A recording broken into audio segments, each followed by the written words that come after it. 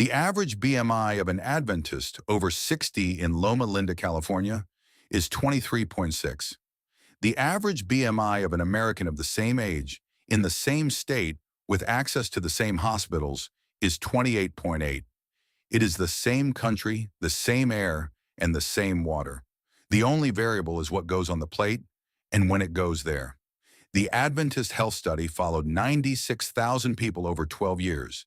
It is the most rigorous long-term dietary study ever conducted on American soil. What it found about belly fat in people over 60 contradicts almost everything the weight loss industry has sold since 1985. Not subtly, but directly. And by the end of this video, you'll understand the three-part system that Loma Linda residents have followed. Not as a diet, not as a protocol they downloaded, but as a structure they've eaten for their entire adult lives. I'll tell you this up front. There's one food that appears on every single Loma Linda plate every day that no Western weight loss program has ever made its centerpiece. I'll name it specifically near the end. It won't be the answer you expect, and it will only make complete sense once you understand the two things that come before it. Here's the false culprit first. For 40 years, the medical and diet establishment told people over 60 that belly fat was a fat problem. The solution was a low-fat diet.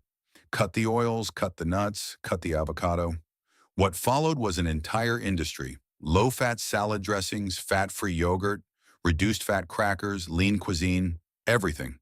It was built on one idea. Dietary fat becomes body fat. Loma Linda demolished that idea with 96,000 data points. The Adventists of Loma Linda eat more dietary fat than the average American. They consume olive oil daily, avocado several times a week, and a full handful of nuts 5 times a week. And they have the smallest average waistlines of any study group in the United States.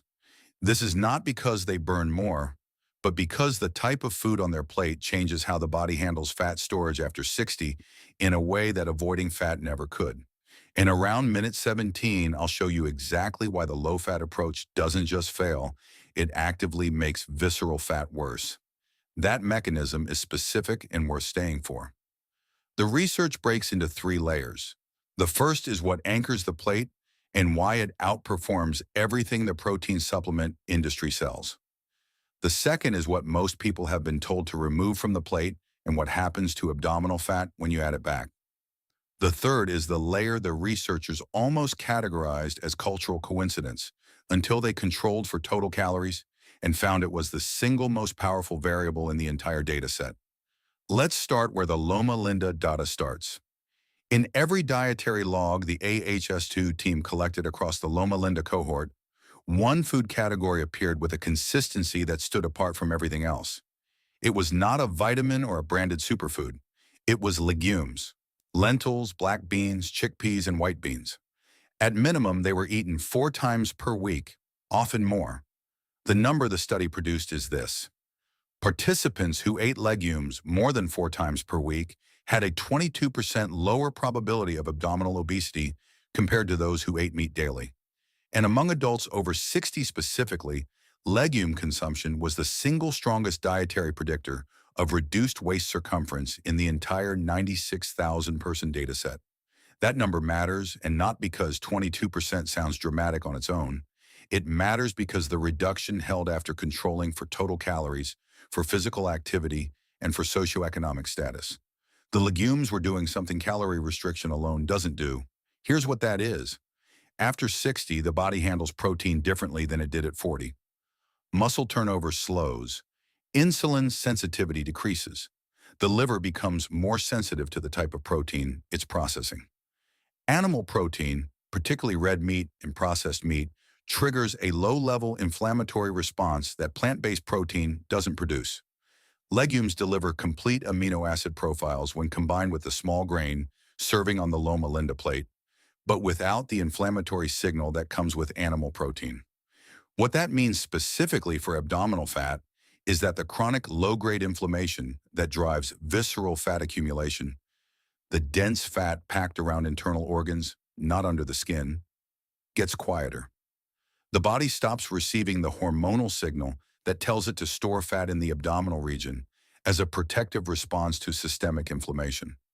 Think about your lunch this week. Not breakfast, not dinner, specifically lunch. If the answer was primarily animal protein 3 or more times, chicken, deli meat, eggs, or a burger, that pattern is the signal that this first shift is most relevant to you. Not because those foods are harmful in isolation, but because what's absent from that pattern is the fermentable fiber that legumes provide and animal protein never does. That absence over years shows up in waist circumference data. Here's what Tier 1 looks like in practice. It doesn't require eliminating anything. It requires one substitution. At your midday meal, whichever meal is your largest, replace the protein source with half a cup of cooked legumes 4 times per week. Canned chickpeas, rinsed and warmed. A container of lentil soup. A scoop of black beans. That's the entry point. 4 times a week, the protein at your main meal is plant-based rather than animal-based. Not 7 days, not every meal. Just 4. In the first week, you're not going to feel a dramatic shift. The promise is smaller than that and more reliable. By day 5 or 6, most people notice that the bloating that used to arrive mid-afternoon either reduces or disappears. That's the gut fermentation effect. The legume fiber is feeding the bacterial populations in the colon that produce short-chain fatty acids. And those compounds reduce intestinal inflammation in a way that nothing in the standard American diet provides. That's the signal the mechanism is activating. The most common error at this stage is placing the legume serving at dinner instead of midday, because dinner is the meal people are most used to changing. There's a reason that matters, and I'll come back to it in the third section. For now, the anchor is midday. This is the base layer, the specific food that multiplies the effect of everything in this section. The thing researchers almost missed entirely. I'll name it in the final section. It's not what most people would predict. Keep that in mind. Now, the second layer. This is where Loma Linda directly contradicts 4 decades of dietary guidance. The Adventists don't eat low-fat. Gary Fraser, the researcher who led the original Loma Linda nut studies in the late 90s, looked specifically at nut consumption in the AHS cohort. What he found was this. Adventists who ate nuts 5 or more times per week were twice as likely to avoid metabolic syndrome, defined as the cluster of elevated waist circumference, elevated blood pressure, impaired insulin response, and elevated triglycerides compared to those who rarely or never ate nuts. Twice as likely. This was published in the Archives of Internal Medicine in 1999 and replicated in the AHS2 data across a larger cohort. A 74-year-old in Loma Linda, who has maintained the same BMI since his 50s, puts a handful of walnuts on his breakfast plate every morning. He uses olive oil on his salad without measuring it. He eats half an avocado 3 or 4 times a week. By the metrics of every low-fat eating program sold in the last 40 years, his plate should be producing weight gain. The data says otherwise. Why? The mechanism runs against everything the low-fat era trained people to believe. Monounsaturated and polyunsaturated fats from nuts, olive oil, and avocado specifically do several things in the body that refined carbohydrates cannot. They slow gastric emptying, which extends satiety and flattens the insulin spike that follows a meal. They provide the fatty acids the liver uses for anti-inflammatory signaling, reducing the same visceral fat-promoting inflammation that the legumes are also targeting from a different angle. And the part the low-fat research completely missed, healthy dietary fat supports the hormonal signaling that tells the brain a meal is nutritionally complete. That signal, called cholecystokinin release, is what produces genuine post-meal satisfaction rather than the restless hunger that often follows a low-fat meal. The modern trap is specific. People don't just avoid fat, they replace it. The low-fat yogurt that replaced full fat, the crackers that replaced a handful of almonds, the fat-free dressing that replaced olive oil. Each of those substitutions removed the satiety signaling fat and replaced it with refined sugar or processed starch. After 60, the pancreas handles rapid glucose spikes less cleanly than it did at 35. The chronic spike and crash glucose pattern that follows a low-fat, high-refined carbohydrate diet produces exactly the insulin dysregulation that drives visceral fat storage. The diet designed to shrink the belly was expanding it through the back door. Try this right now. Think about the last time you felt genuinely satisfied after eating. Not stuffed, but satisfied without reaching for something else within 90 minutes. If that's difficult to identify, that's the signal. What's missing from most low-fat meals is the hormonal off switch. Nuts, avocado, and olive oil trigger it.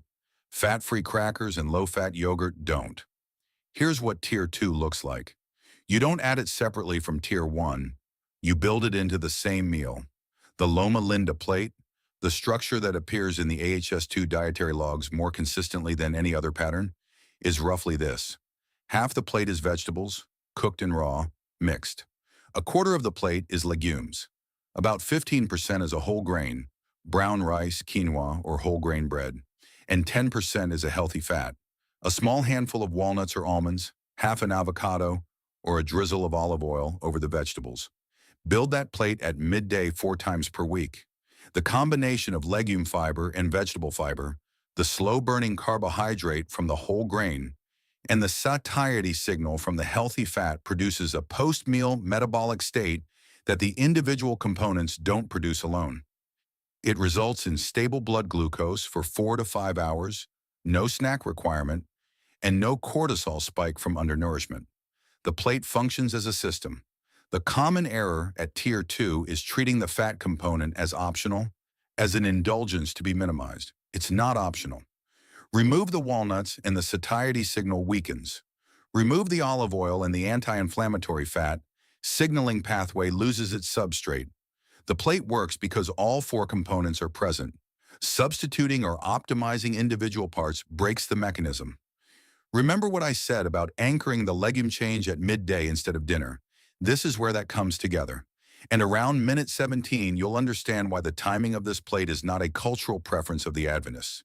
It's the mechanism that determines whether Tier 1 and Tier 2 produce results or plateau. Most people who try to adopt the Loma Linda approach without understanding the timing never see what the study saw. That's the third layer. When the AHS2 team ran the meal timing data across the full cohort, they found a pattern they hadn't set out to study.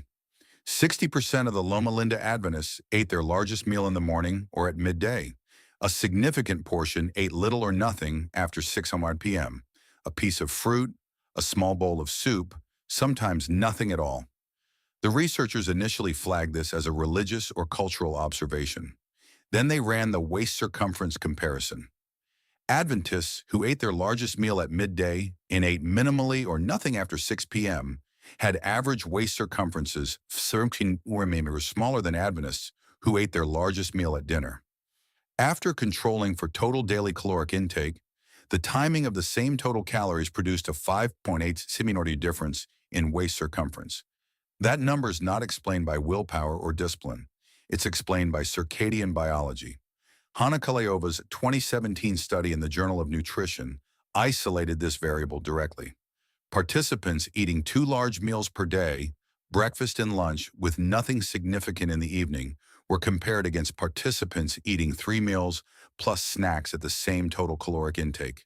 Same calories, different timing. The 2-meal group lost 4.3 kilos or more in 24 weeks. The mechanism is this. After 60, insulin sensitivity follows the body's circadian clock. The capacity to process carbohydrates efficiently and store energy in muscle rather than fat peaks in the first half of the day, roughly between waking and early afternoon, and declines significantly by late afternoon and evening. A large meal at 7 p.m. is being processed by a metabolic system that has already begun down-regulating for the night. The liver is shifting toward its overnight repair cycle. The pancreas is less responsive. The result is a greater proportion of that evening meal's energy gets stored as fat, and specifically as the visceral fat surrounding the organs. The same plate eaten at noon produces a fundamentally different metabolic outcome than the same plate eaten at 7 p.m. The Loma Linda Adventists don't call this intermittent fasting. They don't log a fasting window. They don't have an app for it.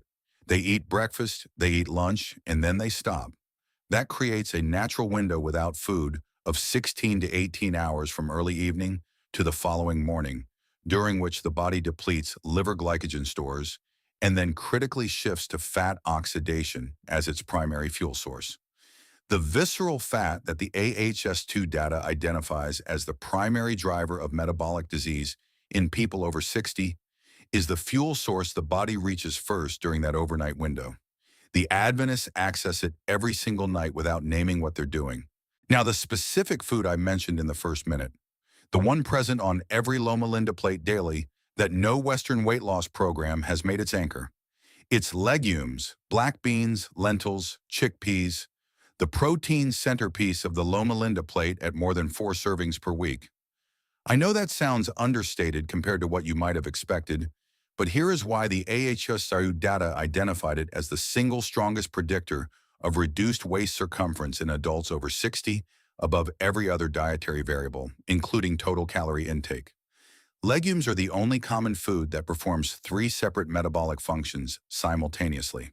They provide a complete protein source when combined with even a small serving of whole grain without the inflammatory signal that animal protein produces.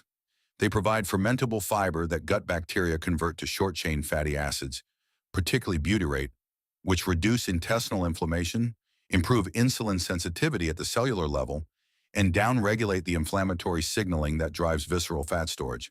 And they are a slow-release carbohydrate that stabilizes blood glucose across the full post-meal window, preventing the spike and crash pattern that promotes fat storage. No other single food in the standard Western diet does all 3 things at once. That's why the data isolates it.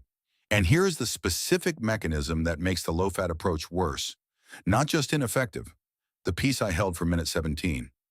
When dietary fat is removed from the plate and replaced with refined carbohydrate, 2 things happen at once. The satiety signal from cholecystokinin release is weakened, so the total amount eaten across the day increases, and the rapid glucose and insulin spikes that follow refined carbohydrate-heavy meals, repeated over months and years, promote insulin resistance specifically in the adipose tissue lining the abdominal cavity. The result is a body that stores fat more readily in the visceral region and releases it less efficiently during fasting windows. The low-fat diet was not solving abdominal fat. It was producing the insulin environment that creates it. And the transition mistake that cancels the effect when people first try to apply the Loma Linda structure, the one worth knowing before you start, is placing the Loma Linda plate at dinner instead of midday. Because dinner is the meal people are most comfortable modifying, it's easy to add legumes to an evening meal. But the circadian metabolic window that makes the plate most effective, the window where insulin sensitivity is high and glucose is directed to muscle rather than fat storage, closes significantly by late afternoon. The same plate eaten at 7 p.m. does not produce the AHS2 outcomes. The timing is not cultural preference. It is the mechanism. Moving the plate to dinner while leaving the biggest meal of the day in the evening produces a well-constructed plate at the wrong metabolic moment. Here's the complete system. Tier 1, replace the protein at your midday meal with half a cup of cooked legumes 4 times per week. Tier 2, build the full Loma Linda plate at that same meal.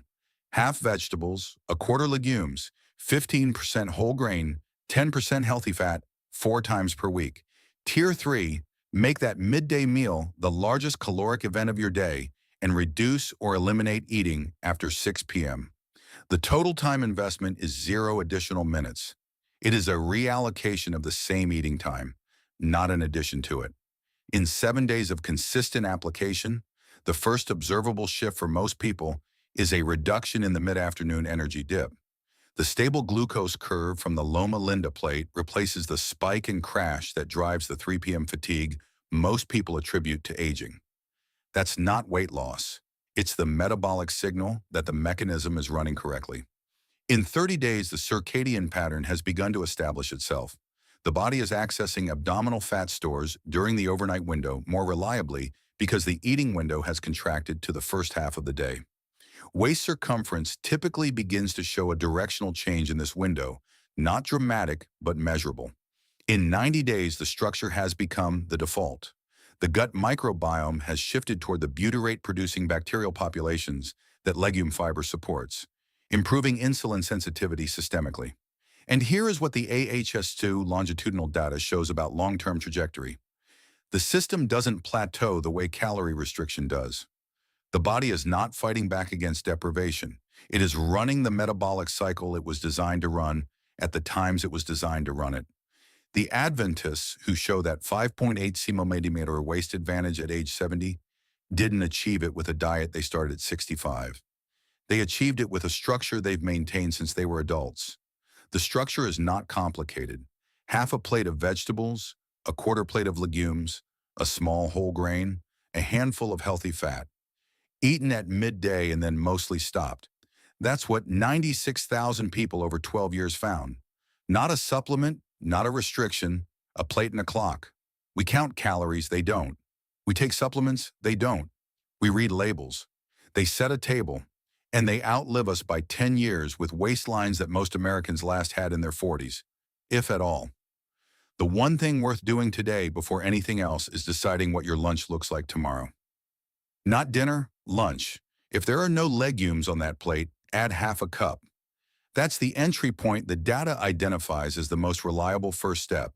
Not the most dramatic move, the most consistent one with what the study actually measured. If this story changes the way you look at the simple ingredients in your pantry, please subscribe and like the channel. We are uncovering the health secrets and history that have been overlooked for far too long. Let's cultivate a healthier future together. The next treasure of longevity will be revealed soon.